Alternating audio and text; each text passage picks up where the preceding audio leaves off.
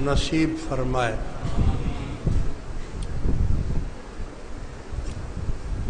عزیز دوستوں، یہ دنیا فانی ہے اور اس کو ضرور بضرور ایک نہ ایک دن چھوڑ کر جانا ہے۔ کوئی یہ دعویٰ نہیں کر سکتا کہ وہ ہمیشہ یہاں رہے گا۔ بڑے بڑے انبیاء کرام، اولیاء کرام، صدیقین، شہداء، صالحین اس دنیا میں آئے اور یہاں سے رخصت ہو گئے، چلے گئے۔ لہذا ہمیں اور آپ کو جتنی اس دنیا کی فکر ہم کرتے ہیں اتنی اس دنیا کی فکر نہیں کرنی چاہیے، بلکہ ہمیں اور آپ کو اس دنیا کی فکر کرنی چاہیے جس کے بعد موت نہیں ہے، جو ہمیشہ ہمیشہ کی زندگانی ہے، جہاں رہنا ہے یا تو اسفل احسن تقویم پہ رہنا ہے یا اسفل سافلین میں رہنا ہے۔ اللہ تبارک و تعالی ہمیں اور آپ کو احسن تقویم پر رکھے اور اسفل سافلین سے خداوند کریم ہمیں اور آپ کو بچا کے رکھے، محفوظ رکھے۔ عزیز دوستو، اللہ تبارک و تعالی نے حضور کی امت پر اتنی مہربانیاں کی ہیں، اتنے کرم نوازیاں کی ہیں، اتنے راستے کھول دیے ہیں، اگر پھر بھی اس میں سے کوئی نہ نکل سکے تو اس سے بڑا بدبخت دنیا میں اور کوئی نہیں۔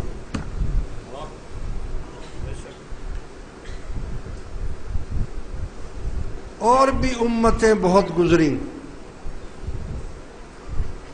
اس کے مقابلے میں اللہ نے اپنے محبوب کو اگر محبوب رکھا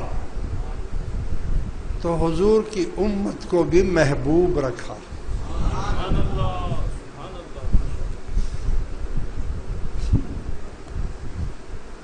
قرآن کریم میں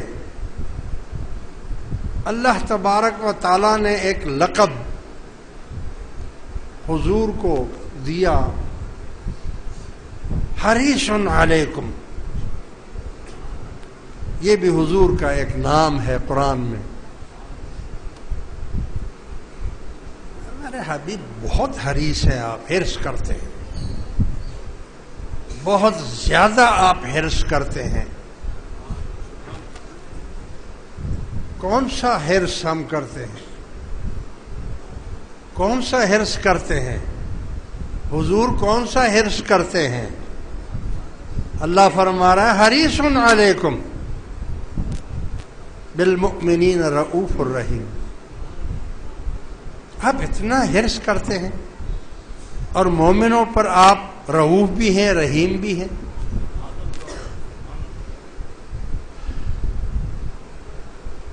تو اتنا حرص کرتے ہیں کہ حضور دنیا میں تشریف لاتے ہیں اور جب زمین پر پہلی دفعہ آتے ہیں تو رب ہب لی امتی، اے اللہ میری امت کو بخش دے۔ اور جب ساری زندگی غار حرا میں ہے تو غار ثور میں ہے تو گھر میں ہیں تو مسجد میں ہیں تو کعبے میں ہیں تو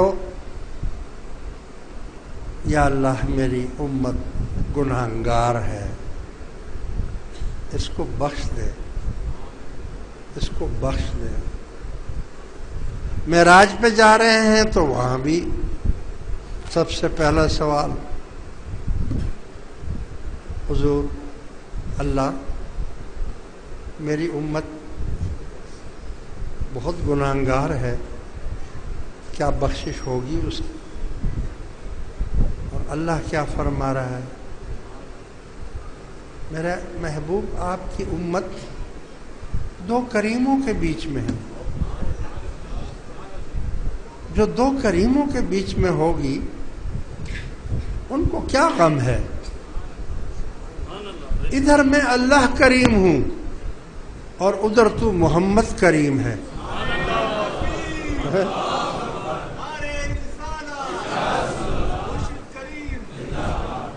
تو کریموں کے بیچ میں گنہگار کیسے رہ سکتا ہے؟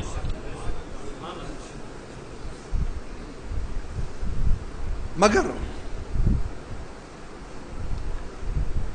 یہ شفاعت حضور کی مشروط ہے،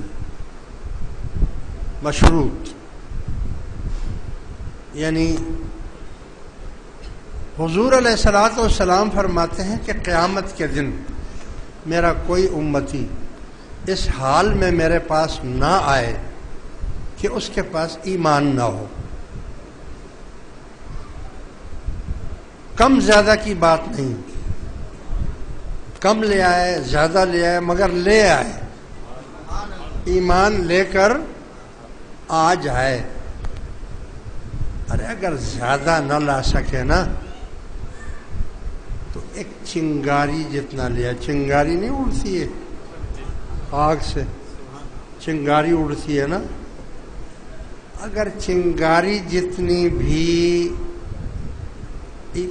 ایمان لے آئے گا تو میں اس کی شفاعت کر دوں گا۔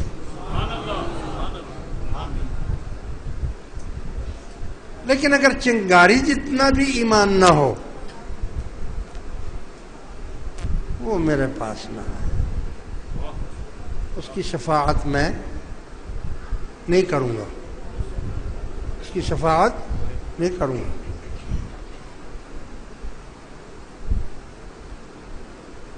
اب سوال یہ پیدا ہوتا ہے کہ حضور ایمان کس چیز کو کہتے ہیں؟ کہاں ہے ایمان؟ کیسے ہم ایمان لے کر آئے؟ نمازیں تو ہم بہت ساری لے آئیں گے، روزے بھی لے آئیں گے، حج بھی لے آئیں گے، تہجد بھی لے آئیں گے، جہاد بھی لے آئیں گے، خود کش حملے بھی لے آئیں گے، یہ تو سب ہم لے آئیں گے آپ کے پاس، یہی ایمان ہے نا؟ فرمائیں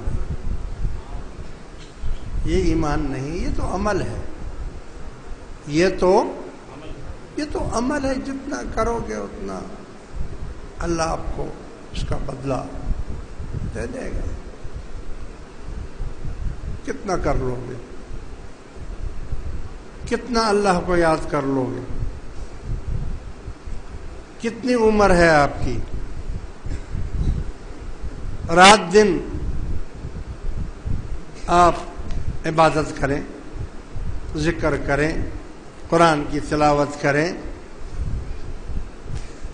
روزہ رکھیں، کیا یہ سب کچھ کرنے سے 100 سال آپ کرتے رہیں؟ کیا اس سے اللہ تعالیٰ کے درجات میں آپ ایک بال کے برابر